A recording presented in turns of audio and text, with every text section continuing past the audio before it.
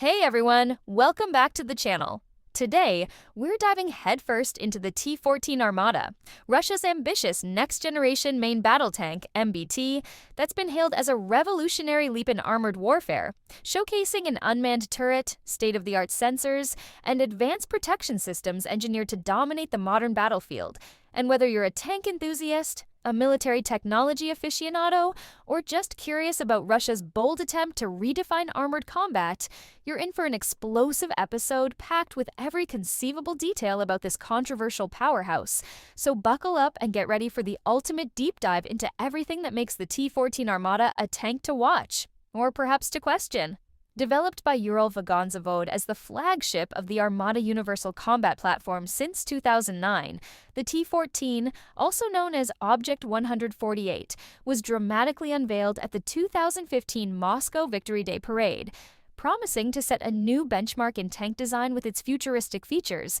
And let's break down its design, starting with its 48-ton chassis, measuring 10.8 meters in length, 3.5 meters in width, and 3.3 meters in height. Powered by a 1,200 horsepower A85-3A turbocharged diesel engine paired with a 12-speed automatic transmission, enabling speeds of 80 to 90 kilometers per hour and an operational range of 500 kilometers, supported by 700mm road wheels and a partial hydraulic suspension that enhances maneuverability across diverse terrains, from muddy fields to urban environments. And the T-14's defining feature is its unmanned turret, a groundbreaking innovation that houses a 125mm 2A82-1M smoothbore cannon with an autoloader capable of firing advanced vacuum-1 armor-piercing fin-stabilized discarding Sabot APF-SDS rounds that can penetrate 1,000mm of rolled homogeneous armor at 2 kilometers, alongside laser-guided missiles like the 9M119 M1 Inver-M with a 5-kilometer range, or the 3 UBK-21 Sprinter anti-tank guided missile ATGM, extending to 12 kilometers for precision strikes against fortified targets. And its secondary armament includes a remotely operated 12.7mm cord machine gun for engaging infantry or light targets, and a coaxial 7.62mm PKTM machine gun, with 1,000 rounds stored in a separate compartment to protect the crew from ammunition cook-offs. And the crew of 3, commander, gunner, and driver, operates from a heavily armored capsule at the hull's front, designed to maximize survivability by isolating them from the turret. Equipped with multispectral sights, thermal imaging channels, and laser rangefinders for all-weather and day-night targeting, and the T-14's protection suite is a standout, featuring the Afghanit Active Protection System, APS, with radar and 10 hard-kill launchers to intercept incoming missiles, rocket-propelled grenades, and even some kinetic rounds, complemented by malachite dynamic reactive armor to defeat shaped charges, and electronic countermeasures to jam enemy laser and radar guidance systems, while the 44 SSV-SH ceramic armor provides STANAG 4,569 Level 5 protection, engineered to withstand extreme conditions, augmented by slat armor at the rear to counter RPGs and an onboard toilet for crew comfort during extended missions, and its K-band active electronically scanned array AESA radar, adapted from advanced fighter jet technology, delivers 360-degree situational awareness, tracking up to 150 targets simultaneously, paired with wide-angle cameras and laser warning receivers to alert the crew to threats. And the T-14's fire control system integrates a meteorological mast, panoramic sights, and a commander's independent thermal viewer, enabling hunter-killer tactics, where the commander can designate targets while the gunner engages,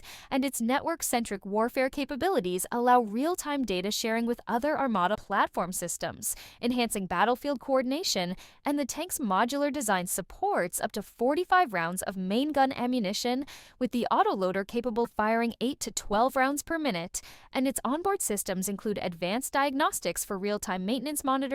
reducing downtime in the field. But the T-14's journey has been fraught with challenges, as state trials began in 2020, with unverified reports of combat testing in Syria in 2019, and in 2022, Russia claimed deployment in Ukraine's Donbas region for indirect fire support. But by September 2023, The tanks were withdrawn after limited use, with Ukrainian intelligence denying their frontline presence, and in March 2024, Rostec CEO Sergei Chemezov admitted the T-14's cost, estimated at $5 to $9 million per unit, made it impractical for the Ukraine conflict, and posts on X reveal polarized opinions, with some praising its futuristic design as a blueprint for next-generation tanks, while others call it a glorified prototype due to ongoing production woes. And the program has faced significant hurdles, including Western sanctions restricting access to critical microelectronics, an A-85-3 engine plagued by reliability issues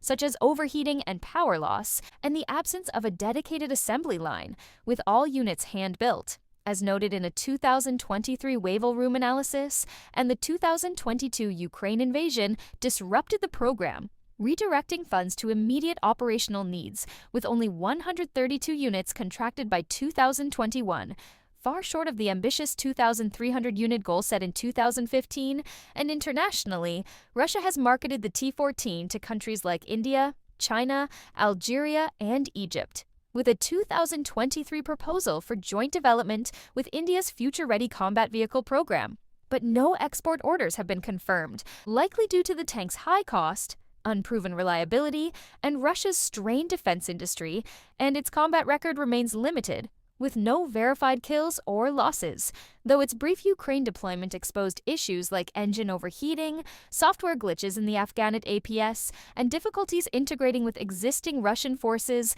And culturally, the T-14 has garnered attention in defense media and video games like War Thunder, but its infamous breakdown during the 2015 parade rehearsal, attributed to driver error, cast a long shadow of skepticism. And looking to the future, the T-14's modular Armata platform offers potential for upgrades, such as a 152mm 2A83 cannon to boost firepower, integration of directed energy weapons to counter drones, or advanced artificial intelligence for semi-autonomous targeting, and concepts like crewed-uncrewed teaming with unmanned ground vehicles could enhance its battlefield role, potentially integrating with drone swarms or networked sensors for a fully connected battle space. And the tank's onboard power systems support future additions like electronic warfare suites or laser-based countermeasures.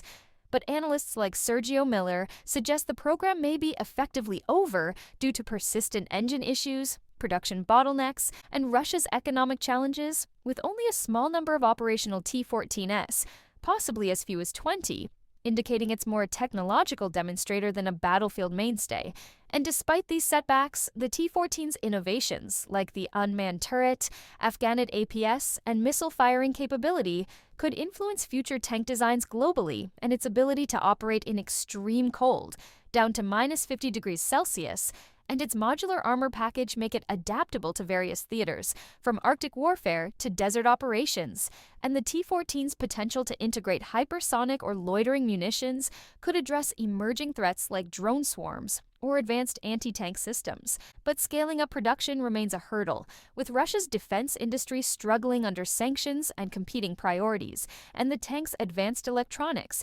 including its 2,000-watt power supply for sensors and countermeasures, position it for future upgrades. But its reliance on imported components remains a vulnerability. So there you have it, fans. This is the ultimate deep dive into the T-14 Armata, Russia's bold but troubled vision for the future of armored warfare, and we want to hear from you. What's your favorite feature? The unmanned turret, the Afghanit APS, or its missile firing capability? Is it a revolutionary tank or an overhyped prototype? Drop your thoughts in the comments below, smash that like button if you loved this deep dive, subscribe for more epic military breakdowns, share with your fellow tank enthusiasts, and hit that bell icon so you never miss an upload, because we've got more high-octane content coming your way. So stay tuned, and we'll see you in the next one.